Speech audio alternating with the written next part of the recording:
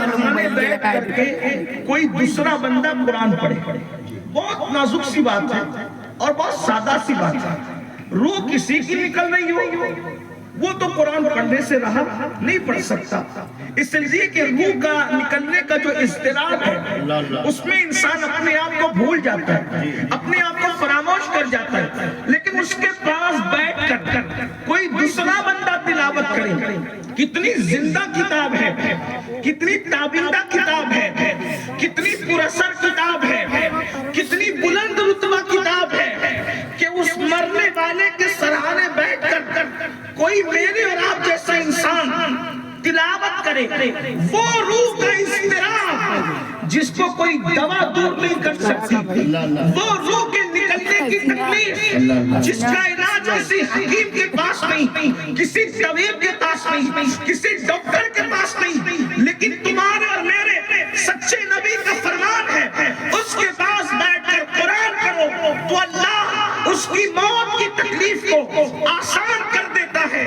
اس جملے پہ غور کرنا، موت کی تکلیف کو اللہ آسان کر دیتا ہے. اور موت کی تکلیف کیا ہے؟ صرف اشارہ، غور کریں موت کی تکلیف کیا ہے. اللہ اکبر. فقیہ ابو اللیث سمرقندی اپنی کتاب میں لکھتے ہیں کہ ایک مرتبہ حضرت عبداللہ ابن عمرو ابن عاص نے اللہ اکبر اپنے بابا سے پوچھا. اور کب پوچھا؟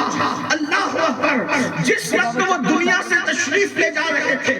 اندازہ کریں، یعنی موت کی جو تکلیف ہے وہ نیکوں پر بھی ڈالی جاتی ہے، وہ بدوں پہ بھی ڈالی جاتی ہے. اگر کسی کے دل و دماغ کے اندر یہ خبت ہے کہ میں تو موت کی تکلیف کا مقابلہ کر لوں گا تو آگے عبداللہ ابن عمرو ابن عاص فرماتے ہیں جس کو فقیہ ابو اللیث سمرقندی لکھتے ہیں. کیا لکھتے ہیں؟ توجہ کریں. جب حضرت سیدنا عمرو ابن عاص دنیا سے جانے لگے، اللہ اکبر آپ کا وصال ہونے لگا، تو عبداللہ جو آپ کے صحابزادے تھے، صحابی ابن صحابی، اللہ اکبر، تو انہوں نے اپنے بابا سے کہا، بابا اکثر آپ فرمایا کرتے تھے، اکثر آپ کہا کرتے تھے کہ اگر کوئی عقل مند بندہ، اگر کوئی دانشور دنیا میں مرنے لگے گا اور مرتے وقت اس کی عقل سلامت رہے گی تو میں اس سے پوچھوں گا کہ بتاؤ موت کیسے آتی ہے، موت کی تکلیف کیا ہوتی ہے. مگر بابا آپ کو کوئی نہ ملا ایسا کہ وہ دانشور بھی ہو، وہ دانا بھی ہو، وہ ہوشیار بھی ہو اور جاتے وقت اس کی عقل سلامت بھی ہو. آپ کو تو کوئی نہ ملا بابا، لیکن بابا آپ مجھے مل گئے. اب میں آپ سے پوچھتا ہوں بابا آپ دنیا سے جا رہے ہیں تو جاتے وقت کا حال کیا ہے؟ اب ذرا غور سے سننا، یہ کسی ولی کی موت نہیں ہے، یہ کسی عالم اور محدث اور مفتی کی موت نہیں ہے، اللہ اکبر، یہ علم کے کسی امام کی موت نہیں ہے. آسمان کے نیچے اور زمین کی پشت پر انبیاء کے بعد اگر سب سے اعلیٰ کوئی مخلوق ہے تو اس کو صحابہ کرام کہتے ہیں. صحابہ سے بڑھ کر درجہ انبیاء کے بعد انسانوں میں کسی کا ہو ہی نہیں سکتا. اور میرے نبی کے صحابی، ہر صحابی کو جنت کی بشارت قرآن نے عطا کی ہے.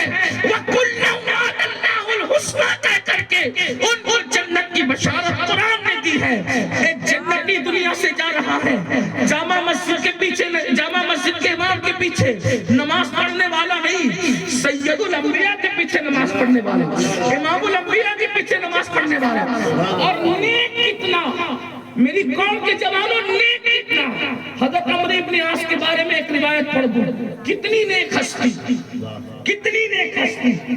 توجہ کرنا، یہ جو بہنوں کا حق مار کر کے نیک بنے ہیں، ہر سال حج عمرہ کو جاتے ہیں اور سود کے دھندے کرتے ہیں، یہ ان خود ساختہ سوکارڈ نیکوں کی بات نہیں کر رہا، اس نیک کی بات کر رہا ہوں جس کی نیکی کا اعلان سید الابرار نے فرمایا. عمرو ابن عاص فاتح مصر ہے، عمرو ابن عاص فاتح مصر ہے.